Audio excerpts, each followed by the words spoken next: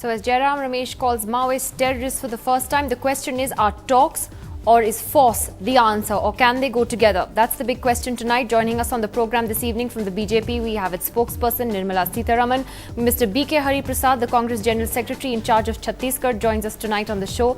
Mr. KPS Gill, who's created a storm with his comments today. He was an advisor to Chief Minister Raman Singh for 1 year and claims that there was complete inertia when it came to the issue of dealing with Naxals. Also joining us, Professor Hargopal, who is a known Maoist sympathizer and has been an interlocutor with them in the past. We'll also be joined by the former DGP of Bengal, Mr. Bhupinder Singh, shortly. Let me first ask Nirmala Sitharaman your reactions to many of the comments Jairam Ramesh has made today. There's clearly a shift in his position on this issue. Does it reflect to you that the Congress is now maybe rethinking its approach to this issue after being accused as a party of perhaps being soft in its approach?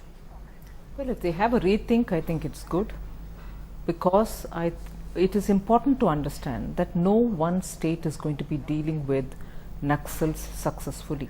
Even if you're talking about Andhra Pradesh today, what they have ultimately managed to do is to drive the Naxals out of Andhra Pradesh, and they are here in Orissa, they are here in Chhattisgarh and so on. But what is important is to recognize that this problem is a major issue affecting a large swath of this country, and on this both the central government and the state governments will have to work together. The understanding cannot be only development. Now, I'm glad Jairam Ramesh has described it in so many words that both will have to simultaneously happen. You have to deal with it firmly, the problem. At the same time, you have to make sure that roads, hospitals, schools reach those areas. You cannot allow them to live like this for any longer. But that is exactly where I would defend the Chhattisgarh government, because the PDS system was successfully being implemented. Roads were being laid, contractors were being given protection to lay roads and so on. And if Andhra Pradesh saw success, it saw success after 30 long years of consistently adopting a policy of control the Naxals, and at the same time they were soft peddling also sometime during Chenna Reddy's times. But the fact remains that no short-term solutions are going to be working. We have to have both the center and states working together, and it has to be a long-term solution. Let me ask Mr. Hari Prasad. Mr. Hari Prasad, how does that happen then when you have, even in the immediate aftermath of this attack, such a blame game that's already broken out between both sides? Did the Congress's official spokesperson at the briefing even ask for Raman Singh, to resign? Is it possible at all, and I've been asking Congress politicians this since yesterday, to put these differences aside and to be able to come and formulate a common strategy? Well, what do you expect from the Congress spokesperson to say when the Chief Minister of Chhattisgarh himself admits there was a lapse in the security? Naturally, he has to say that. And just last week, Chief Minister had his Vikas Yatra in Chhattisgarh. There was no untoward incident. And when Congress takes up this Parivartan Yatra, and there is a cold-blood murder of innocent people, forget about Congress leaders, fine. We have our history, we will fight for the country, and we know we have paid high prices while fighting for the ideology and for the nation. But while talking of Chhattisgarh, we have been consistently saying, in Bastar, the government is there only on the national highway. There is no government inside any part of Bastar. Even the national highway was constructed not by PWD or any other organization. It was Border Road Organization, Jawans. They built that road, even it is incomplete. 9 years of rule of Bharatiya Janata Party, Sitharamanji was saying that they have done a lot of things in Bastar. She should travel to Bijapur. She will know what kind of roads. I have seen roads in forest. The first time in my life I have seen roads in the fields. It's not complete. And the kind of life they live, especially in Bijapur, Dantewada, Gidam, Narayanpur, Konta, they are severely affected by these Naxalites. And what do you expect us to do? Okay, well, she wants to respond. One second, Nidhi, 1 second. it is the duty and the responsibility of the Congress party to infuse confidence in public. And as Jairam Ramesh has rightly said, the poor tribals have been caught in the crossfire of Naxalites and the police forces. And we have to save those innocent tribals. And who will infuse confidence in these tribals? And most of the MLAs who have been elected in Bastar region, they just travel by chopper from Raipur to Bijapur, Raipur to Narayanpur. They never go inside the villages. At least Congress party, as a responsible national party, it is our duty to go and infuse confidence among the people to participate in the political process.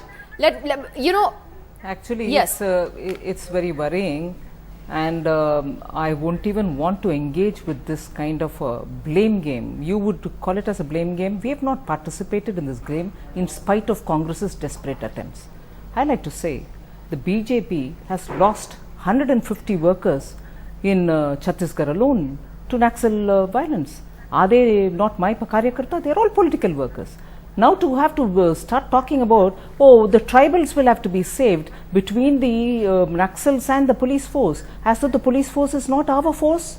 Is it not for you? Is it not for us? Is it not for anybody else? The Naxals will have to be isolated. You talk with them, you may engage with them, you may do many things with them.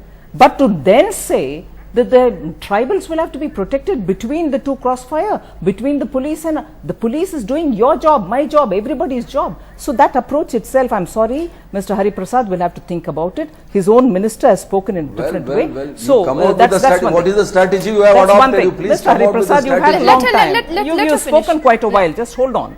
Second, Bijapur or Belts and Bastar have overwhelmingly voted for the BJP. So let us not pretend as if we don't have a mandate in those areas. Tribals have voted for us. We've had very eminent people like Baliram Kashyap, who was elected uninterrupted for the Lok Sabha, and his own house.